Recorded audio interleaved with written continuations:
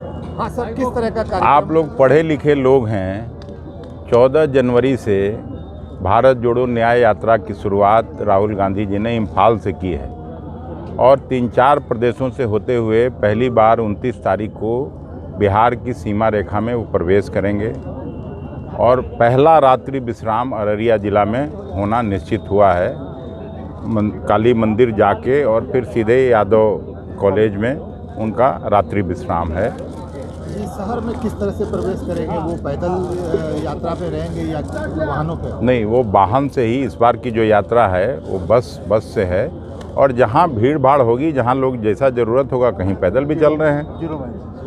0 mile से मैदान में जो आएंगे एनडीए के कौन-कौन से नेता को इन्विटेशन दिया? सभी महागठबंधन के सभी नेता को, नीतीश जी को, तेजस्वी जी को, लालू जी को, दीपांकर भट्टाचार्य जी को, सीपीआई को, सीपीएम को और इसके अलावा खुद अपने जो भारतीय राष्ट्रीय कांग्रेस के अध्यक्ष हैं आदरणीय मल्लिकार्जुन खड़गे साहब, वो भी आ रहे हैं। और देश के प्रायः जो महागठबंधन की 25-26 पार्टियां हैं, सब के नेताओं को यहाँ बुलाया गया है। रंगभूमि मैदान में उस दिन जो ऐतिहासिक रैली होने को है, उसमें सब लोग आ रहे हैं। सर, जेडीयू की तरफ से बोला जा रहा है कि निमंत्रण नहीं मिला है, ऐसा कुछ नहीं है। तो मेरे पास तो है। अब आप ऐसा बात करेंगे तो निमंत्रण कहिए तो मैं पढ़ के सुना दूँ?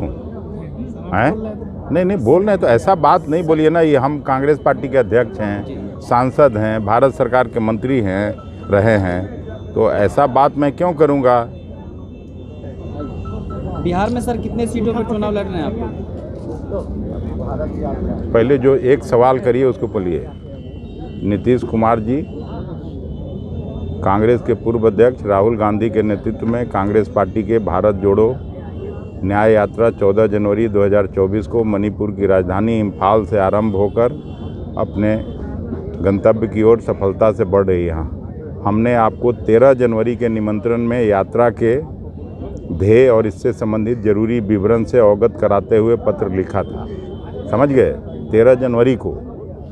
और फिर ये चिट्ठी अब लिखा गया है।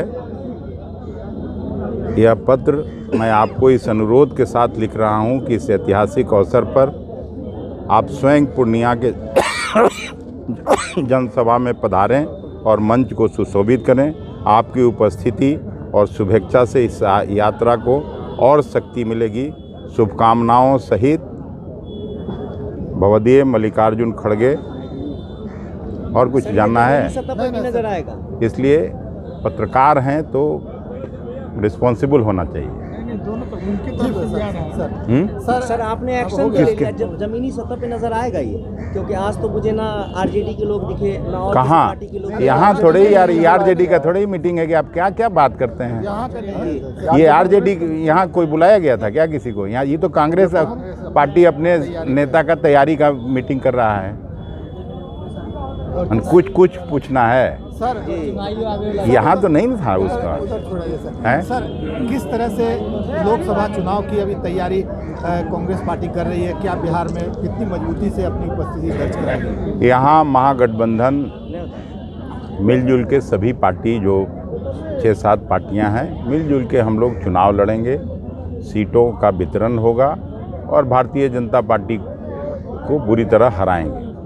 लगता है कि सीटों का भी कुछ बंटवारा हो पाया है? कांग्रेस कितनी? भारतीय जनता पार्टी के सीटों का बंटवारा हुआ है। तो सवाल ये हमसे क्यों पूछा जाता है पत्रकार मित्रों के द्वारा? अगर उनका हो गया हो, उपेंद्र कुशवाहा जी को कितने सीटें मिली, लोजपा को कितने सीटें मिली? दावा होता है कि इतनी सीटों पे। आप बताइए ना भाई, हम जो पूछ रहे हैं आप खाली सवाल दागते हैं, हमको उत्तर दे दीजिए ना आप। के लिए आप ही हैं सर बैठे हुए हैं? हम लोग तो यहाँ पूछने के लिए बैठे हैं। आप तो पूछने, मैं तो बता दिया। मैं कब एग्रेसिव क्यों नहीं होंगे? एग्रेसिव मैं हूँ, एग्रेसिव तो मैं हूँ, लेकिन सवाल में निरंतरता और सवाल का रिलेवेंस